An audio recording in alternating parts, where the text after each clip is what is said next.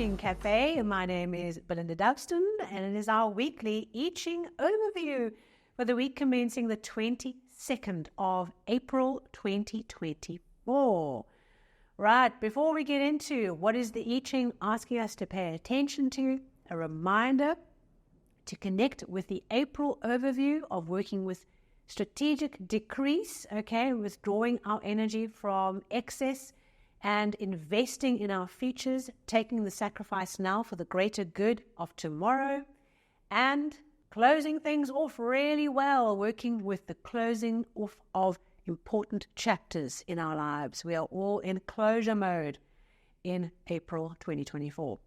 Last week, we had shake-up energy of Hexagram 51, shock, shake-ups, getting us out of the cobwebs and out of inertia and shaking us out of one track into another, bringing sudden, unexpected movement forward to help us get out of the low energy and into the high energy, even though it felt like we might have been clinging on for dear life for all the things that were going on.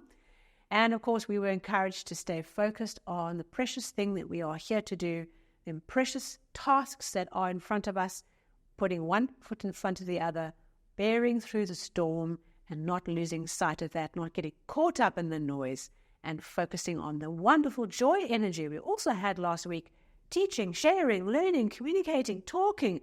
What was that for you? For me, it was connecting with wonderful family and having wonderful time to catch up and talk. So I was talking a hind leg of a donkey. So for you, if there's something evidential that came up for you last week, please do share.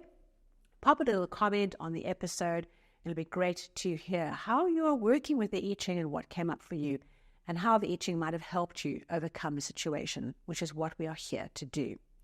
All right, this week, not the hectic intensity of Hexagram 51 shock, but it's hectic in another direction, because our first hexagram for this week is 43, breakthrough. When we look at this hexagram, we look at all the lines are male lines and the top female line, right? That last little thing that is holding us back, this hexagram says, break through it. There's another phrase that comes with this hexagram, which is decide and part. Decide and do. Decide and take action.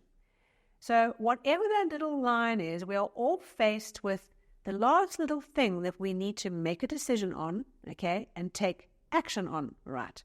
And this hexagram has a lot of urgency in it, There's something around this that's like urgent, now. We need to do it. We need to tackle it. We can't love this thing. We have to take action. We have to do.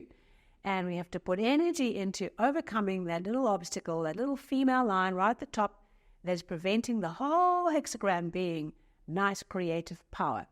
So there's a lot of energy this week in making a decision and taking action on that decision.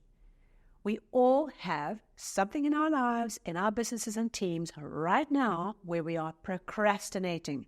We're avoiding the issue.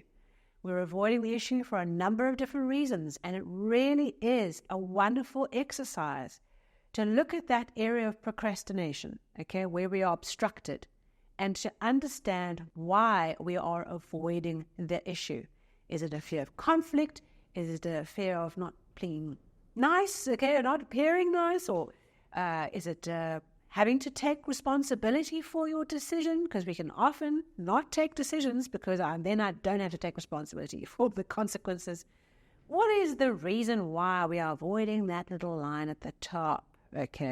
That is what we have to pay attention to. That's what this week is giving us. Now we have one changing line in the 5th position, so it's a strong position for a changing line.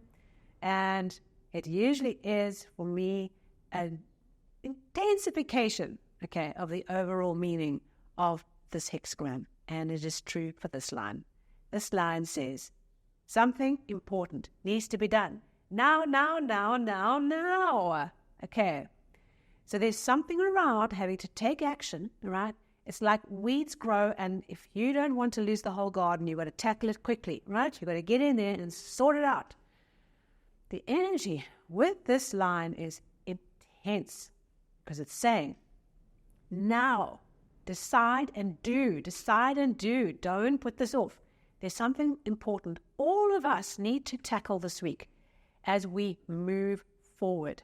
And it's wherever we are avoiding the issue, okay, that's probably going to be a clue as to where is the thing that's become so full of potential, so tight, that this is the area we need to, we need to make a decision, part with the past, and have faith that doing so releases a whole lot of energy, okay? That's what this line is asking us to do, is to go, do, decide, part, decide, do, now. I can't say it any more than that, okay, because that gives us a second hexagram, right? And we have power come back, all right? Because the path to victory is 34 great power, all right?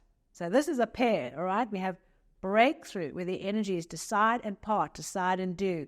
And we have great power, which is have a single focused idea of what you're trying to do and power through it, right? Get your tools, get your power tools into the job, okay? And put your strength behind it, put your power behind it, and just barrel your way through, okay?